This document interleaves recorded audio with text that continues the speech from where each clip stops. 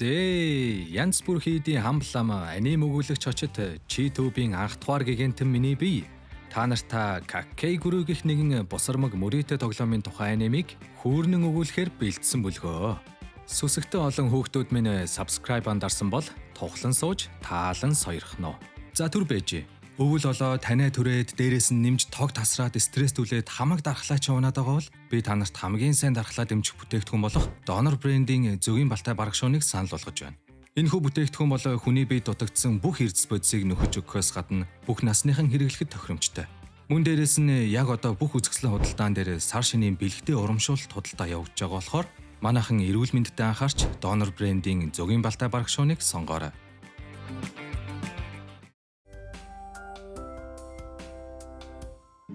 За тэгэхээр 122 жилийн түүхтэй Хякко гэх нэгэн хувийн сургуульд сурагчдаа хичээл сурлагаар нь биш харин хэр сайн мөрөөдө тоглолтгоор нь хэмждэг ажээ. Энэ сургууль бол зүгээр казино л гэсэн үг заяа. Ялсан нэг нь мөнгөтэй, эрх мэдэлтэй болдог бол ялагдсан нэг нь өрөнд орж тэрийгэ төлж чадахгүй бол эднэрийн нэрэлтгээр тэжээвэр амтан буюу бараг л боол зарцуулдаг гэх юм уу да. Харин энэ сургуульд өнөөдөр шинээр шилжиж ирж байгаа охиныг Жабами Юмеко гэдэг. Түүнд сургуулаа танилцуулж явсан ангийнх нь хүүхэд энэ сургууль чиний төсөөлснөөс өөр газар шүү. Энд хичээл тарсны дараа хаасайгүй мөрөөдө тоглоомын газар болж хувирдаг. Кэл ер нь бол аюултай газар шүү л гэж хэлээд байгаа юм. Манай хүн чи өөрөө бас боол болцсон. Гэтэл Жабами баг энийг сонсчоод айх биш бүр догдлоод байгаа юм шүү. За тэгээд шин сурагчаа өгтөж аваад анхны халц тулааныг хийхээр шар үстэй Сао Томе хурч ирэндээ. Тэднийг тоглох болсон сургаар хүүхдүүд энэ тэндээс цуглаал сүртэл үздэг бололтой. Харин энэ хоёр ямар тоглоом тоглох вэ гэхээр ангид байгаа бүх хүүхдүүдэд нэг карт өгөөд тэрэн дээр нь хайж чулуу даавуу гурвын аль нэгийг зурулж аваад хайрцаг руу хийн. Тэгээд энэ хоёр тэндээс 3 карт суглаад тэрүүгээр хайж чулуу даавууднаа л гэсэн үг. Тоглоомын дүрм нь бол ойлгомжтой амархан мэт боловч бооцооны хувьд бол маш өндөр. Бүр нэг чип нь 10,000 йен гэхэр чинь Монгол мөнгөөр 227,000 төгрөг болж байгаа байхгүй юу? Манай хүн эхний үе дээр 2 чипээр тоглож ялаад хоёр дахь дээр нь харин 50 болгож бооцоогоо өсгөөд алдчихна. Тэгснээ дараагийнх дээр нь дахиад 2 чипээр тоглож ялангуутаа дараа нь бооцоогоо дахиж 50 болгож өсгөөд алдчих юм. За тэгээд сүүлийн үе дээр ч бас хожигдсноор Жабами ямар ч чипгүй болж тоглоом дууслаа. Мөрөөдө тоглож чаддгүй юм байна да гэж шар үст түүнийг битүүхэн шоолж байх энэ үед Жабами дахиад нэг тоглох уу гэж шүү. Тэгээд бүр бооцоондоо 10 сая йен тавья гинэ. Мэдээж хайчлуу даав шиг ийм барьцгүй тоглоомонд 10 сая йен гэдэг бол арай л их мөнгө шүү дээ. Гэтэл манай хүн чинь мөнгийг биш таашаалыг илүүд үздэг жинхэнэ мөрөөдө тоглоомын гаж донтон байж таард юм да. Хэдийгээр шар үст бооцооны хэмжээг хараад шоконд орсон ч дахиж тоглохыг зөвшөөрсөн нь бас нэг шалтгаантай. Энэ өрөөнд байгаа хүүхдүүд ихэнх нь шар үстийн гар хөлнүүд бөгөөд төвний хэлсний дагуу хайч бол хайч, чулуу бол чулуу гэд картан дээр зурж өгдөг. Харин энэ удаад хайрцагын дотор чулуу болон даавыг зурулсан болохоор хайч гарч ирэх магадлал маш бага. Тиймээс нэг ёсондоо шар үст бол даавуу гаргахад л бараг батны хожноо гэсэн үг. Гэтэл энэ залийн Жабами айл хэдийн анзаарсан байт юм да. Эхний тоглолтын үеэр түүний карта яаж ашиглаж байгааг хараад бүгдийг ойлгосон гинэ. Гэхдээ булхайдсан байсан ч хамаагүй зүгээр тоглоё гээл. Нэг тоосон шин жалгуу. Тэгээл хайж чулуу дав гэсэн чи харин Жабамид хайж ирцэн байвал яах вэ? Ингэснээр эхний үед ялагдсан өрөө хасч бодоод Жабами шар үстээс нийтдээ 8 сая 800 мянган йен буюу бараг л 200 сая төгрөг авахар боллоо. Даан шар үстэд ийм их мөнгө бэлэн байхгүй болохоор өрөнд орж боол болохоосоор аргагүй болвоо гэж. Харин саяны тоглоом дээр ямар л өөр явсан бэ гэвэл шар үст эргэн тойрны хүүхдүүдэд тэр тусмаа ардаа байгаа хүүхдүүдэд шууд дохио өгөх боломжгүй штэ. Тиймээс боломжит нэг хувилбар нь Жабамигийн яг ард зогсож байсан хүн бусаддаа болон шар үстэд ямар карт хайрцагт орохыг хэлж өгдөг гэсэн үг. Тэрийг нь манай хүн толинд ойлгоо л харцсан байгаа юм чаа. За ёстой мэрэгжлийн хүн гэж л энэ бах. Бас энэ нөхөрт багахан хаялга өгснөө тоглоомыг сонирхолтой болгосонд баярлалаа гинэ. Маргааш нь манай үнийг ангитаа эртэл шар үст айл хэдийнэ боолын тэмдэг болох хүзүүний зөвлөлтөд гардаж авсан байх нь тэр. Ерөнхийдөө бол энэ сургуульд мөрөөдө тоглоом сайн тоглодог хүүхдүүд л нэр хүндтэй байдаг бол сугууд нь боол зарц тэжээвэр амтан гих пайз зүгээд явж байх тавилантай гин.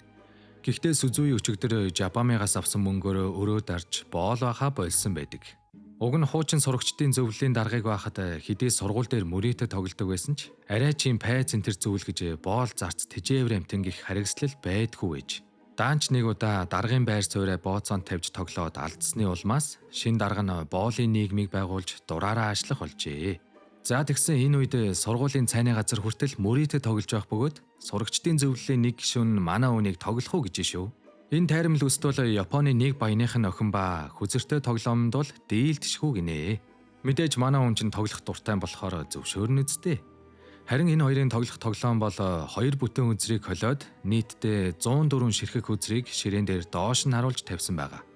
Энэ дундаас цогсон үзрийнхөө нөгөө хосын дараагийн сөхөлтөөрөө зөв тааж олох ёстой. Тэгээд хэн нэг хос үзэр цуглуулсан нь ялна. Бас бооцооны хувьд бол 20 сая йен буюу 455 сая төгрөг. Манай үнд ийм их мөнгө байхгүй гэсэн чинь зүгээрээ надаас зээлэл тоглож чигшгэ тийм баянч ах шиг. Бас эдний аавын үйлдвэрлэдэг чанартай хөзрөө тоглож рекламдна гэж шүү. За тэгээд 104 хөзөрнөөс мэдээж эхний сөхөлтөөрөө ижил хөзөр таарах магадлал 1% ч хүрэхгүй. Тиймээс энэ тоглоомонд хамгийн чухал нь сөхөөд алдсан хөзрөө хаана байсныг сайн цээжлэх ёстой. Хэрвээ 2 ижил хөзөр сөхсөн бол тэр хүн дахид сөхөх хэрэгтэй болно. Хэдийгээр манай Жабами энэ тоглоомыг анх удаа тоглож байгаа ч гэлээ мэрэгжлийн тоглогч болох тайрамл үстэд нэлээд ойрхон л хожигдлоо. Тэгснээ бүр дахиад ганцхан тоглолчий гэж гуйгаал. Харин нөгөөх нь зөвшөөрсөн ч энэ удаа Жабами ялагдвал гарынх нь хумснуудыг бооцоонд давна гиндэ. Энэ охин ч бүр ялсан хүмүүсийнхээ хумсыг цоглуулдаг гаж донтой юм биш тэг. Манай хүн ч өрөө дарахын тулд тоглохоос өөр аргагүй болохоор бооцоог зөвшөөрлөө. Харин тайрамл үстийн тоглоомонд лойвер хэрэгэлдэг ба аавынхаа хөзрийн үйлдвэрт захиалгаар хийлгсэн хөзөрнүүд нь өрөөний хэм өөрчлөгдөхөд тодордог маш жижигхэн тэмдэглэгээтэй юм байна. Тиймээс цүнхэндээ дулаахан байлгаж агаад гаргаа тавихаар тэрхүү бүдэгхэн тэмдэг нь хэсэгхэн зуур тодорч харагдаад алга болдог болохоор тайрамл үст тэмдэгтэй хөзөрнүүдийнхээ байрлалыг цээжилсэн байхад л хангалттай. За тэгсэн чинь манай шулам шиг Жабами тэр тэмдгийг айл хэдийн харцсан байлгүй л яах вэ?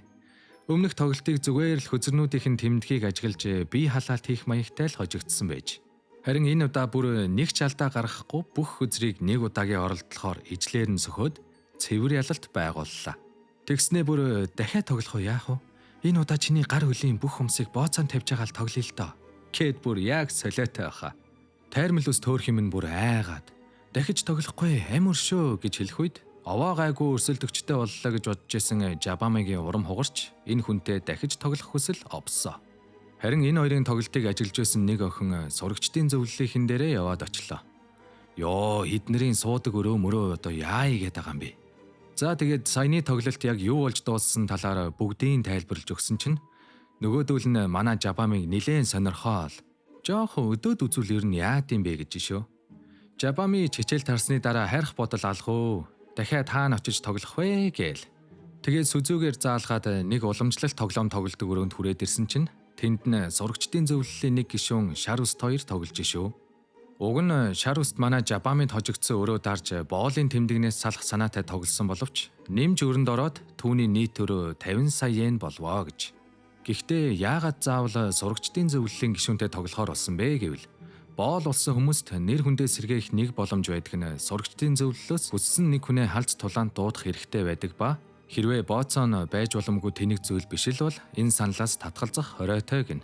Мэдээж манай Жабами чинь сайн өрсөлдөгч хайж яваа болохоор энэ эмэгтэйтэй 40 саяын бооцоо тавьж тоглохоор боллоо. Харин ямар тоглоом тоглох вэ гэхээр амьдрал эсвэл үхэл гэдэг нэртэй. Товчхондоо бол хоёр тоглогч эдгээр 30 нүднүүдийн аль дээр нь ч бооцоогоо тавьж болно. Заавал нэг нүдэн дээр биш өөр нүдэн дээр хувааж тавьсан ч бас болно. Харин дийлэр аягандаа жижиг сэлэмнүүд хийж сэгсрээд хажуугийн тавцан дээр тавина.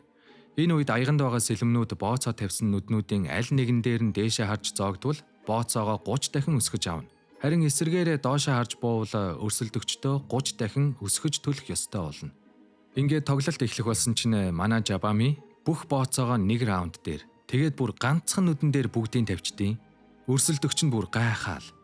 Харин Жабами түүнийг лойвердж байгааг анзаарч аль хэдийн учрыг ойлгоцсон байж таардیں۔ Яаж вэ гэхээр дийлэрийн гаран дах пирсинг нь соронцтой бөгөөд аяганд байгаа төмөр сэлэмнүүдийг хаана буулгах нь түүний гарын хөдөлгөөнөөр шийдэгдэх боломжтой. Хэдийгээр хожин гэх 100% баталгаа байхгүй ч гэлээ ерөнхийдөө бол дийлэрийн нарийн ур чадвар болон хамтрагчийн ажиглалт хоёр сайн нийлж чадвал сэлэм хаан зоогдохгүйг нь тааж болно гэсэн үг. Бас дээрэс нь энэ удаа Жабамигийн бүх бооцоогоо тавьсан нүдэн дээр сэлэм дээшээ харж боовол өрсөлдөгч нь 2 тэрбум йений өрөнд орно гэд боддоо. Бүх булхайг нь мэдснээ ганцхан нүдэн дээр амар ихтгэлтэй бүх бооцоогоо тавьчихаар чи ер нь хинч байсан тийрх нь ойлгомжтой үсттэй. Тэгээд бүр дийлэр нь хүртлээ яг тэр нүдэн дээр сэлэм бууцсан гэдгийг мэдж байгаа болохоор давхар тийрцэн. Ингээд аягаа сөхөх хэцүү, сөхөхгүй байх хэцүү, ёстой яад юм блэ дээ гэж байхад нь сурагчдын зөвлөлийн дарга орж ирэнгүүтээ зүгээрээ наад аягаа сөхөөчтэй. Яавал гэжтэй олон юм ярилгүй зүгээр л наад аягаа сөх гэж хэлснээр аягыг сөхтөл Жабамигийн бооцоо тавьсан нүдэн дээр сэлэм оноогүй байх нь тэр. Ингэснээр манай хүн ялагдаж сурагчдын зөвлөлд нийт 310 сая йений өрөнд орвоо гэж. Гэхдээ саяны явдал бол сурагчдын зөвлөлийн даргын явуулга байсан ба хуучны залмих ашиглаж шаланд ороосон зүв юм уу эсвэл өөр нэг юмар хатгаад зоогдсон байсан сэлмийг сугалцсан байвал яах вэ? Хэдийгээр лойвертуулсан ч гэлээ нэгэнт болоод өнгөрсөн болохоор зарга хийгээд нэмэргүй штэ. Тиймээс их хэмжээний өрөнд орсон манай хүн боолын тэмдгээ гардаж авахаас өөр яалтай вүлээ. За тэгсэн чинь энэ сургуулийн бас нэг хэрцгий дүрм нь их хэмжээний өртөө боолууд өрөө төлж чадахгүй бол тэднийг улс төрийн томоохон хүмүүст худалддаг. Тэгээд бүр хинтээ суух, хідэн хүүхэдтэй болох гэд нэг ёсондоо бол ирээдүйд яаж амьдрахын тэр чигтэн сайхан зохиол шиг бичээд бэлдээ тавьсан байгаа л гэсэн үг. Бас боол болсон хүнийг бүр хин дуртай нэрж дээрлэхдэг гэж байгаа. Манай Жабамиг нэг өнгөрөө нөхөр 2 сугны үстэйг нийлж дээрлэхэл. Манай хүн чи яаж чадахгүй хэцүүхэн байдалтай байхад нь сурагчдын зөвлөлийн гишүүн ганц нүдэд хурч ирээд өнгөрөө нөхрийг амаараа дэнжин тавьж мөрөөдө тоглох уу гэж айлгаад явуулчлаа. Гэхдээ энэ бас амар гажиг заяа. Өөрийнхөө амийг эрсдэлд оруулж таашаал авдаг гэх юм уу? За тэр ч яах вэ? Энэ үед сурагчдын зөвлөлөөс нийт сурагчдын дунд өрөө дарах 2 дахь боломж гэх нэгэн тэмцээн зохион байгуулахаар болж. Энэхүү тэмцээнд 4-4-өөр хуваарлагдах ба тэдгээр 4 хүн хоорондоо тоглож ялсан нэг хүн нь тухайн өрөөнд байгаа хамгийн бага өртөө хүнтэй өөрийнхөө өрийг солино. Хэрвээ hodсон хүн нь өөрөө хамгийн бага өртөө нь байвал сурагчдын зөвлөлөөс шууд өрийг дарж өгнө. Тиймээс өгөгдсөн цаасан дээр өөрийнхөө нэр болон хэнд хэрэг хэмжээний өртөө гэдгээ бичиж өгөх ёстой. Ингэснээр хүн болгоны тоглох чип өрнийх нь хэмжээнээс хамаарч өөр дүнтэй байх бөгөөд жишээ нь нийт өр нь 10 сая бол тэр хүний нэг чип нь 1 сая гэсэн үг. За тэгээд манай хоёр ч нэг өрөөнд хуваарлагдсан ба эдний өрөөний хамгийн бага өртөө хүн нь түрүүний өнгөрөө нөхөр.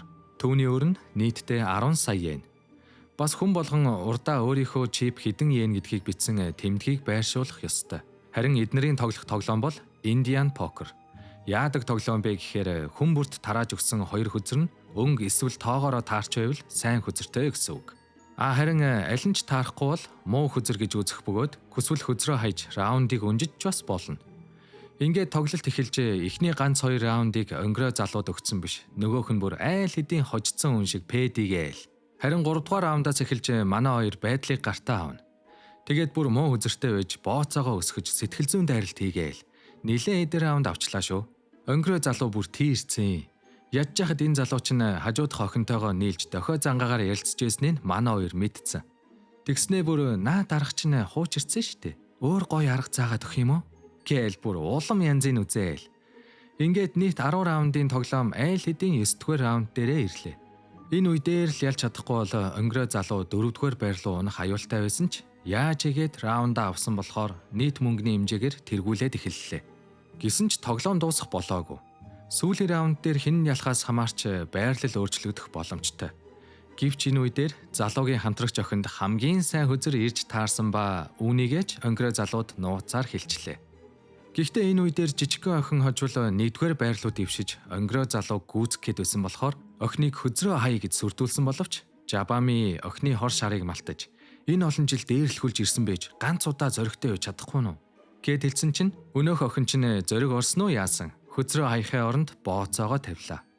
Ингээд хөзрөө дэлгэтэл яалтчгүй саяны охины хөзөр том байсан болохоор ялж нийт дүнгээрээ 1-р байранд орж өнгөрөө залуу харин 2-р байранд орчлоо гэж бодтол яг үнэндээ 1-р байранд шар өст, 2-р байранд жижигхэн охин, 3-р байранд Жабами харин өнгөрөө нөхөр өөрөө 4-р байранд орцсон байд юм да.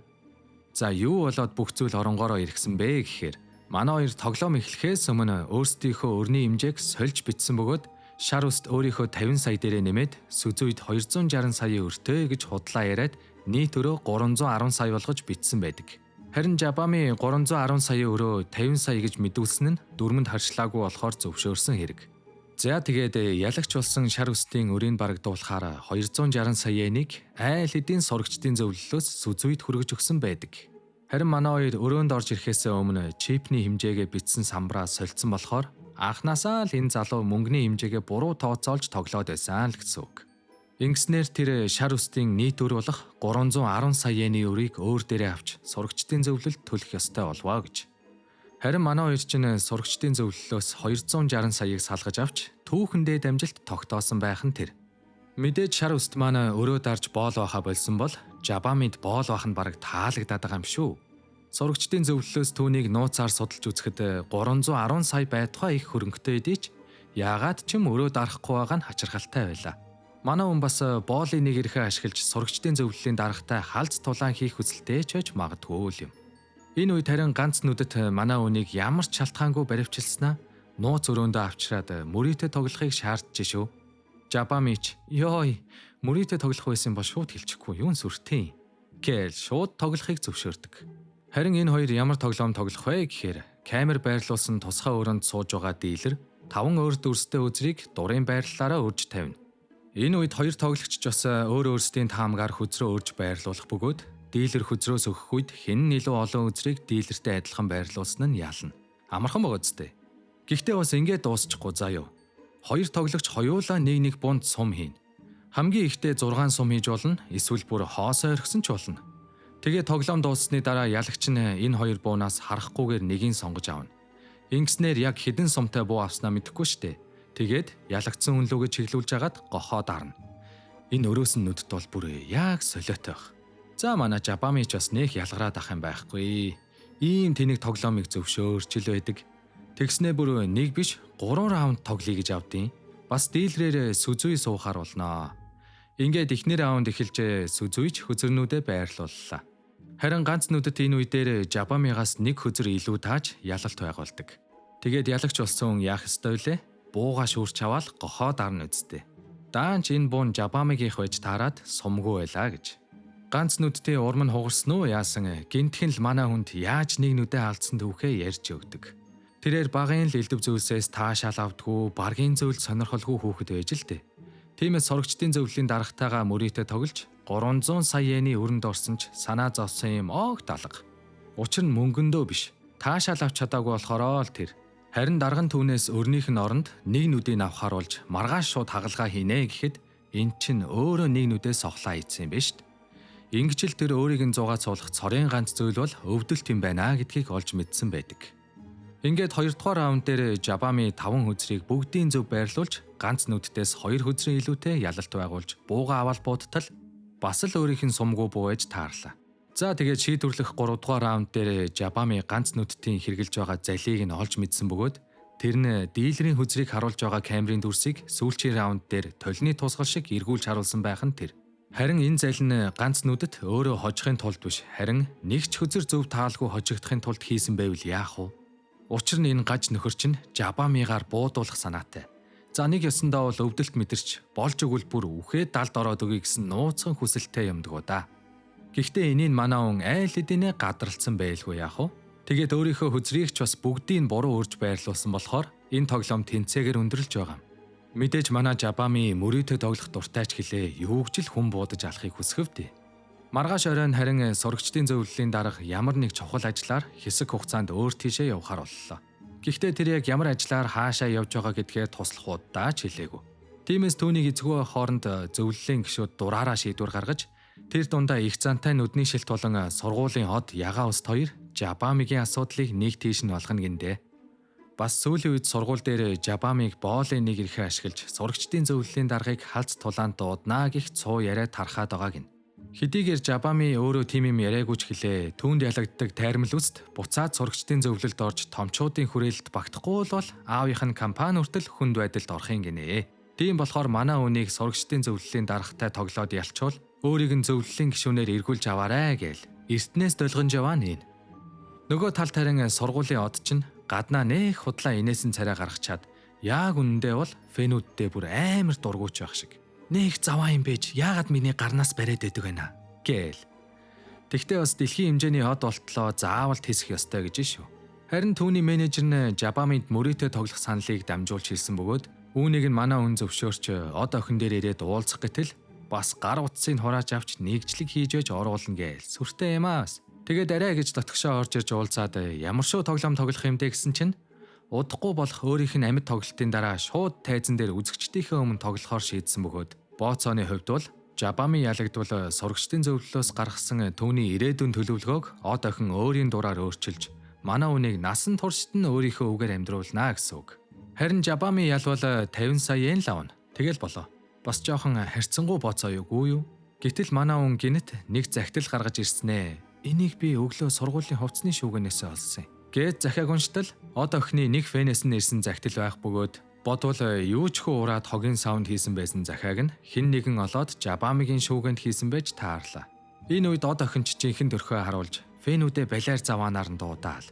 Тэдний өмнө худлаа инээж сайн хүн шиг аашлах ёстой хэцүү энтергээл хамаг болохаагаа дэлгэчтэй юм да. Гэтэл манай хүн чинь энэ өрөөнд орж ирэхдээ туслахын нь юбкэнд өөрийнхөө дуу хураагчийг нууцсан байвал яах вэ? Од охины саяны ярьсан зүйлс бүгд бичигдсэн. Гэхдээ манай хүн энийг зөвхөн мөрийн хэмжээгээ тэнцвүүлж од охиныг бүх чадлаараа хичээхээс өөр аргагүй болох гэж л хийсэн байдаг. Ингээд товлсон өдөр ирэхэд од охинч дуулж дуусаад мөрийтэй тоглоомын цаг ирлээ. Харин энэ хоёр яаж өрсөлдөх вэ гэвэл 9 өөр төрлийн тэмцээнээс шоо шидэд сонгох бөгөөд тэмцээнд ялах бүртээ ялсан хүн нь XO дээр нэг нүхийг бөглөнө. Мэдээж 3-ыг дараалуулж чадвал яална. Үүнээс гадна тэдгээр 9 тэмцээнүүд бол од охины талаас бэлдсэн зүйлс гэдг нь ойлгомжтой биз. Ингээд ихний тэмцээн бол үзэгчдийн дундаас рандомоор нэг хүнийг сонгоод утсан дээрээс нь дуу сонгож дуулсан ба энэ үедэр манай Жабами яаж ч юм илүү онаавч ялалт байгууллаа.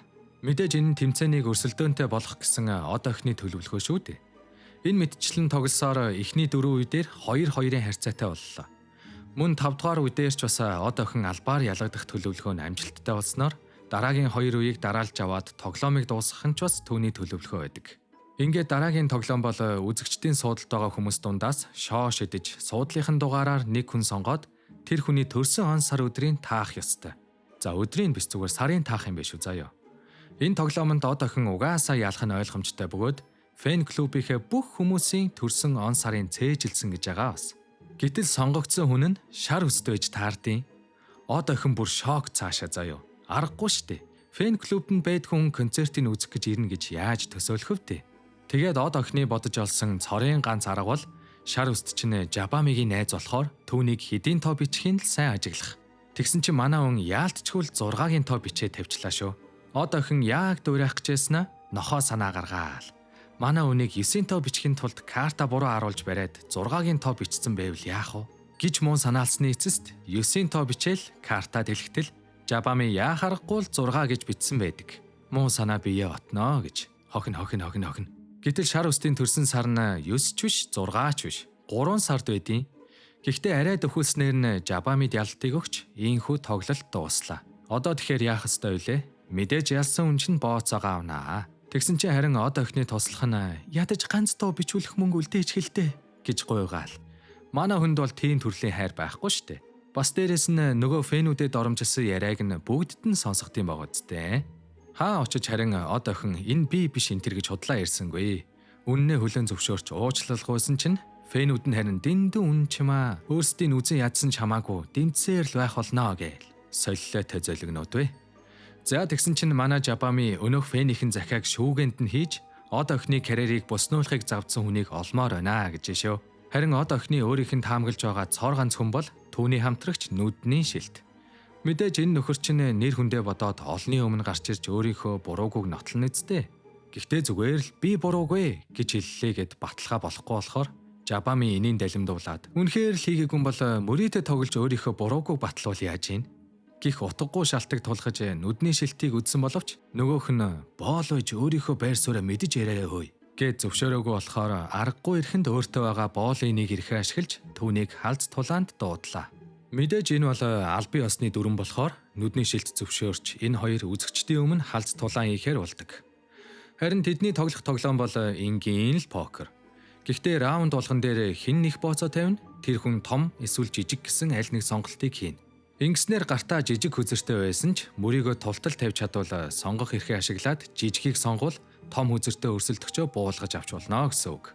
За ерөнхийдөө бол гарт ирсэн хүзэр ямар байхаас үл хамаарч бооцоогоо их тавьж чадсан хүн нь л ялдаг тоглоом гэх юм уу да. Бас нэг чип нь 10 сая болохоор Жабамигийн авч чадах дээд хэмжээ 310 сая буюу 31 чип. Харин нүдний шилт 100 саяар 100 ширхэг чип сольж авлаа. За ингээл анхнаасаа л харьцангуй тоглоом болоод эхэлж байгаа юм да. Бас тарааж өгсөн 5 хүзэрнөөсөө дуртайгаа хайж газарт байгаа хүзрөөс сольж авах боломжтой юм байна. Ингээд эхний раунд дээр Жабами нийт чипнийхээ талын бооцоонд тавьсан болохоор нүдний шилт жоохон болгоомжилж сонгох эрхийг Жабами хийснээр эхний раунд манай үнийх боллоо. Гэхдээ энэ раундад нүдний шилт Жабамигийн тоглох арга барилуулан зан аран шингээд бүгдийг тооцоолж амждаг. Тэгээд бүр дараагийн раунд дээр өөрийнхөө хүзрийг нүдэн дээр нь дэлгэж тавиад манай үнийг өдөж шүү.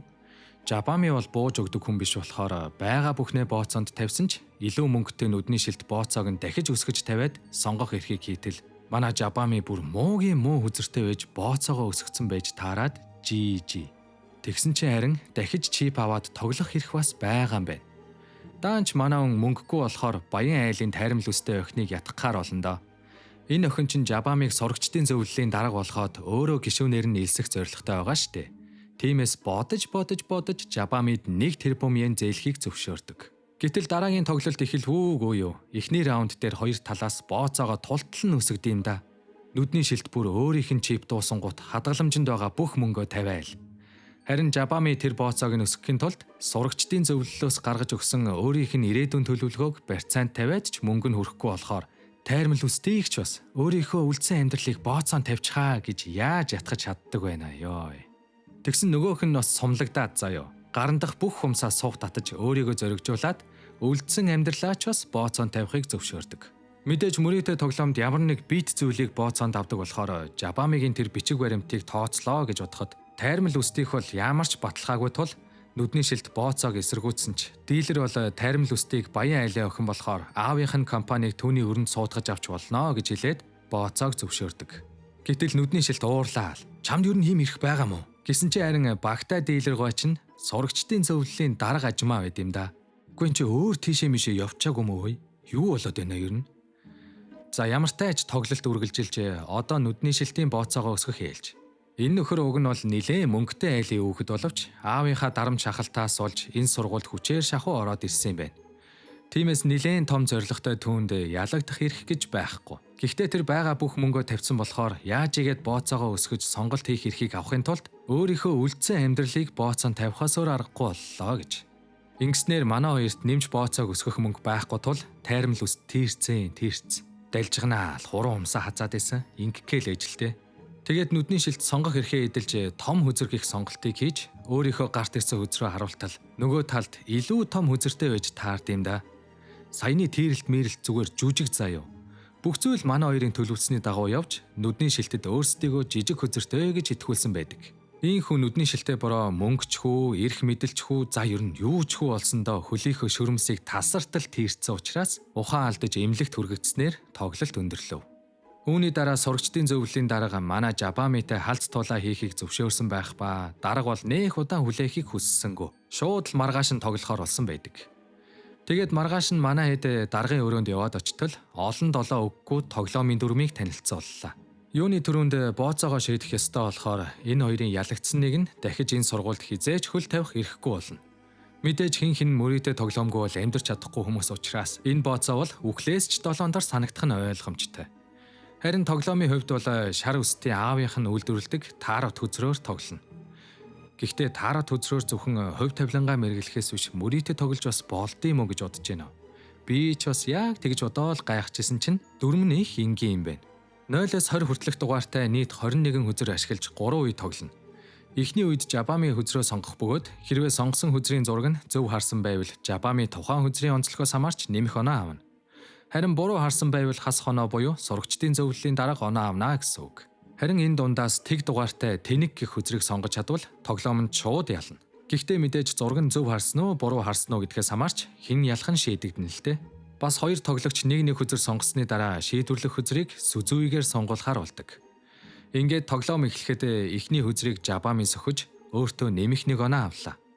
Яг уу хас хоноо авчаагүй нь сайн имжгэлээ. 1 гэдэг бол маш хангалтгүй оноо. Харин даргын сөгсөө үзэр нь 21 онооных байж таард юм да. Одоо харин Сүзүи тэг дугаартай тэнэг гих хөзрийг зөв талаар нь харуулж сөгчөөж л Жабами хожино. Тиймээс манай залуу жинхэнэ хүнд байдалд орно доо. Гэтэл энэ үед нэг хөзрөн дээр даргын уруулын бодог болсон байхыг олж хардаг. Тэгээд бодоод байсан чинь түрүүн даргагүй тоглоомын дүрмийг танилцуулж байхдаа тэнэг гэдэг хөзрөн дээр тэмдэг тавьсан байхаас гарцаагүй болоо явчлаа шүү. Гэхдээ ийм өндөр төвшний тоглогч хүн арай чи мэдэгдэхүйц тэмдэг тавина гэж байхгүй үсттэй. Энэ яг өөр хөзөр бах. Намайг албаар төрөгдүүлэх гэж ийм юм хийснээс гарцаагүй. Эсвэл нэрэ мөн ч юм болов яах вэ? Гэж Сүзүи маань баахан эргэлзсний эцэст шаал ондоо хөзөр сонготол өнөөх нь азар 20 онооны хөзөр зөв тийшээ харсан байж таарад Жабами болон дарга 2-ын оноо 21-21 дээр тэнцэж энэ тоглолт ялагчин тодорлоход дуусваа гэж. Тиймээс хин хинэн сургуулийг орхиж явах шаардлагагүй боллоо. Тайрамл өст бүр бөөн уур. Уруулын будагтай үзийг сөгцсөн бол батны ялчгаар байх чинь яагаад өөр үзэр сонгож байгаа юм? Гээл Сүзүийг загнаал. Тэгвэл одоо тэр үзрийн сөхөд харчвал болоо үсттэй те. Гэт харах гэтэл нууц шимийг нууц чигээр нь л үлдээг эндээ энэ охин.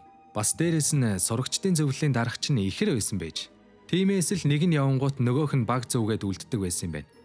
Ийхүү мөрөөдө тоглоомны өөр болсон Хякков сургуулийн үйл ажиллагаа үргэлжилж дарга маань харин манан бүлэглэлээ татан болгохаар боллоо. Манай Жабами яасан бэ гэж юу? Цаадах чинь засраагүй. Мөрөөдө тоглоомонд амь насаа алдхаас нааш хизээч зогсохгүй шинжтэйдэг шүү. За тэгээд сүсэгтэн хөөхтүүд маань энэхүү анимнаас мөрөөдө тоглоом гэдэг зүйлд хүн амьдралаа хүртэл алдаж болдгийг тодоос тод харсан байхаа гэж найдаж байгаа шүү. Тиймээс та нар минь амьдралтаа харамсах зүйл бүү хийгээрэй гэж янз бүр хийдийн хамлам нь хүсэх бүлгөө. Бас бүгдээрээ хайп гэж гарч ирчээвэл дараад өгөөрэй, окей? Тэгээд дараагийн бичлэгээр уулзтлаа. Түр баяртай.